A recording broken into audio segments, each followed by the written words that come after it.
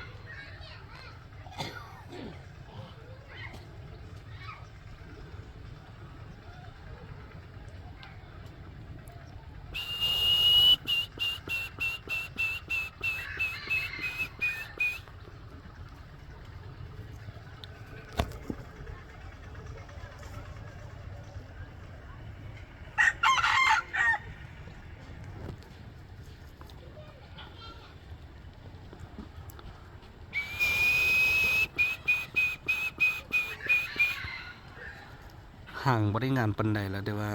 ไก่ยังงามอยู่สูง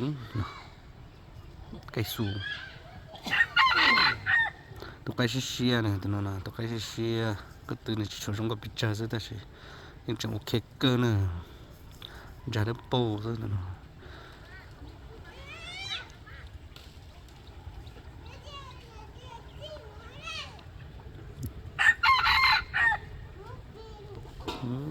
人工建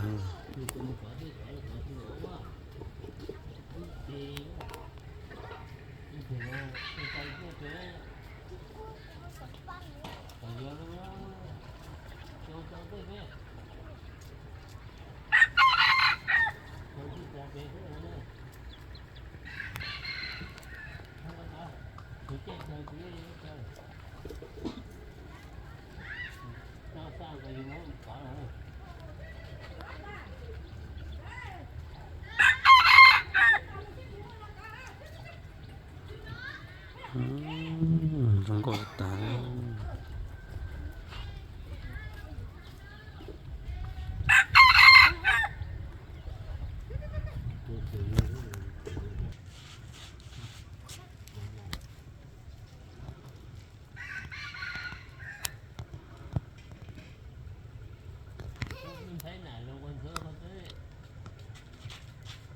你睇哪个叫我做呢？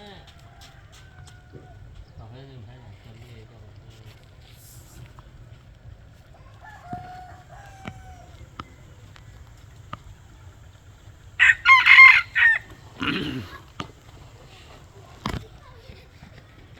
他们对还没得球了对。